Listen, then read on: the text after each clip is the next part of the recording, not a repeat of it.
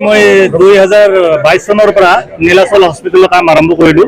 আজি 3 বছৰ নেৰানাই পৰা প্ৰচেষ্টা, অশেষ পৰিশ্ৰম আৰু নানা সংগ্ৰামৰ মাজত আজি আমি এই অৱস্থাত ফাইনেল অৱস্থাত উপনীত হ'ব পাৰিছোঁ।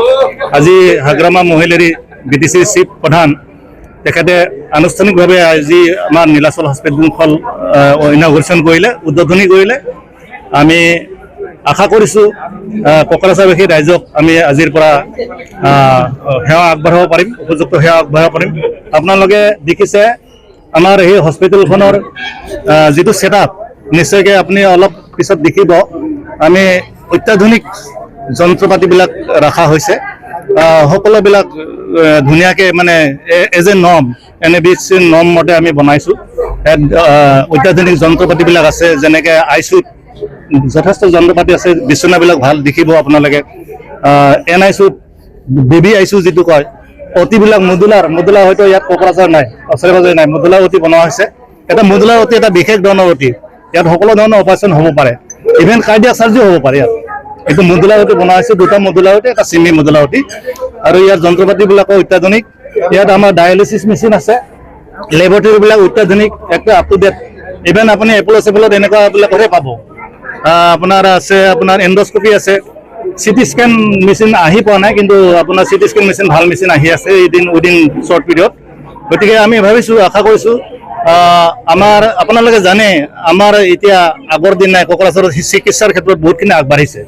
তথাপিতো আমাৰ মানুহ এতিয়াও বহুত বাহিৰত যায়। এতিয়া আপোনাৰ এপ'লত যায়, চেন্নাই যায়, দিল্লীত যায়। আপোনাৰ তাত যথেষ্ট সময়ৰ অপচয় হয়, যথেষ্ট টকা পইচা খৰচ হয়। কিন্তু আমাৰ মানুহ কিয় যাব লাগে? তেখেতে সকলোৱে আহক। আমি এনেকুৱা এটা মই চিন্তা কৰিছিলোঁ, মই এনেকুৱা এটা ছেটআপ বনাম। মই আজিৰ কথা নহয়, মই BTC এৰিয়াত 2003 পৰা ছাৰ্ভিচ দি আছোঁ। আগতে ঢালিগড় আছিলোঁ 3 বছৰ, তাৰপিছত কোকৰাঝাৰ আহিছোঁ 2006। তেতিয়াৰ পৰা মই ছাৰ্ভিচ দি আছোঁ। তেতিয়া মই দেখিছিলোঁ আমাৰ BTC এৰিয়াত মানে ছাৰ্ভিচ প্ৰভাইডাৰ, ডক্তৰ, নাৰ্ছ একেবাৰে নাই। কিমান সংখ্যক মানুহ মেলেৰিয়াত মৰিছে, জণ্ডিছত মৰিছে, বা অন্য অপ্ৰীতিকৰ ঘটনা কিছুমান। তেতিয়া কোকৰাঝাৰটো অলপ ডিষ্টাৰ্ব এৰিয়া আছিল, তো বহুত মানুহ মৰিছে। তেতিয়া মই ভাবিছিলোঁ এখন প্ৰাইভেট ইনষ্টিটিউট খুলিম, কিন্তু দেখিলোঁ কোকৰাঝাৰ কোনো ডক্তৰ নাহে। ডক্তৰ নাহিলে এখন নাৰ্ছিং হোম বনাই লাভ নাই। ডক্তৰ নাই, চিষ্টাৰ নাই, মানে এনেকৈ বহুদিন থাকি গ'ল। এতিয়া লাহে লাহে কোকৰাঝাৰৰ পৰিৱেশ বহুত ভাল। এতিয়া মেডিকেল কলেজ হ'ল, মেডিকেল কলেজতো 100 ডক্তৰ আছে, চিভিলত কমচে কম 30ৰ ওপৰত আছে ডক্তৰ, চাৰিওফালে ডক্তৰে ডক্তৰ। এতিয়া আমাৰ পৰিৱেশটো অলপ ভাল হৈছে। এতিয়া মোৰ এটা সাহস হ'ল, মোৰ ল'ৰা ছোৱালী ডক্তৰ, এতিয়া এজনীতো এমছত পঢ়ি আছে ঋষিকেশ, আৰু এজন কোকৰাঝাৰ মেডিকেল কলেজত আছে। অলপ সাহস বাঢ়িলে মই এতিয়া আৰম্ভ কৰিলোঁ 2022ৰ পৰা। এনেকুৱা এটা ছেটআপ বনাম বুলি ভাবোঁ, যাতে আমাৰ মানুহ যাব নালাগে, আমি কিছু ৰখাব যাতে পাৰোঁ। বেলেগ ডক্তৰ আহক আমাৰ তাত, আমি বেলেগ ডক্তৰ আনিম, আমাৰ মানুহ কিয় যাব? সেই ভাবি পেলাই এইটো আমি বনালোঁ। এতিয়া কথা হ'ল, খৰচাটো বেছি হৈ গ'ল। এতিয়া কেনেকৈ কি কৰিব পাৰোঁ, ৰাইজৰ যদি সহযোগ কৰে নিশ্চয়কৈ আমি আগবাঢ়িব পাৰিম, এইটো আশা ৰাখিছোঁ। আৰু আপোনালোকে দেখিছে এই ছেটআপটোত সকলো ধৰণৰ ৰোগী থাকিব পাৰিব, দুখীয়াৰ পৰা ধনীলৈকে। এটা জেনেৰেল ৱাৰ্ড আছে, ছেমি কেবিন আছে, VIP কেবিন আছে, ছেমি VIP কেবিন আছে, সকলোখিনি ব্যৱস্থা আছে। আপোনালোকে দেখিলে গম পাব। আৰু আপোনাৰ জেগাটো দেখিছে, আহল বহল, তলত গ্ৰাউণ্ড ফ্ল'ৰত পাৰ্কিং এৰিয়া আছে, গাড়ী ৰখাবলৈ সুবিধা আছে, সকলোখিনি সুবিধা মোৰ মনৰ মতে যিটো ভাবিছোঁ সেনেকৈ বনাইছোঁ। এইটো কমপ্লিটলি মোৰ আইডিয়াত বনাইছোঁ। এতিয়া ৰাইজৰ সহায় পালে নিশ্চয় আগবাঢ়িব। পেচেণ্টৰ গেৰাণ্টি মানে এতিয়া আপোনাৰ ছেটআপ যদি ভাল হয়, ডায়েগনষ্টিক পাৰ্টটো যদি ভাল হয়, আমাৰ মানুহবিলাক কিয় যায়?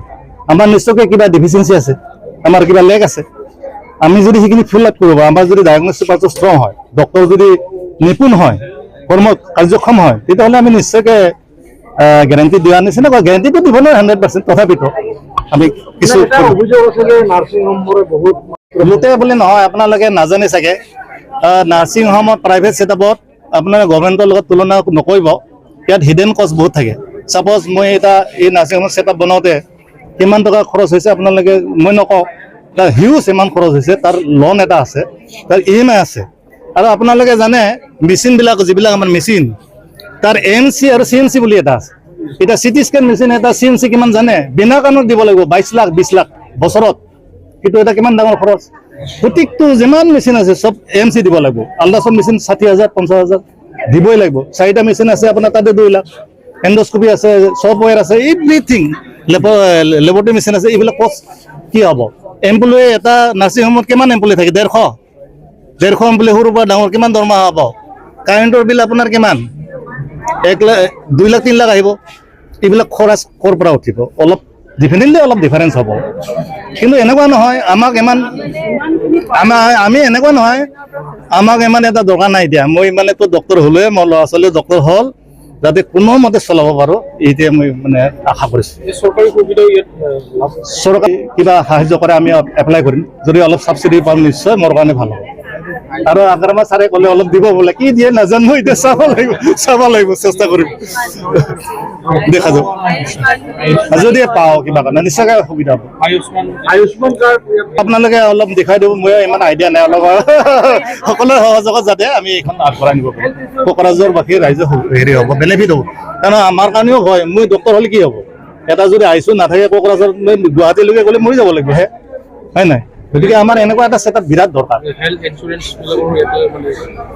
এতিয়া কি ইঞ্চুৰেঞ্চ দিব লাগে, এতিয়া মই চবকে সুধিব লাগিব। মই জাষ্ট আৰম্ভ কৰি লৈছোঁ, মোৰ এতিয়া একেবাৰে হেডেক, মানে কোনোমতে শেষে কৰিব পৰা নাই, কোনোমতে আজি আৰম্ভ কৰিলোঁ, এতিয়া লাহে লাহে সেইবিলাক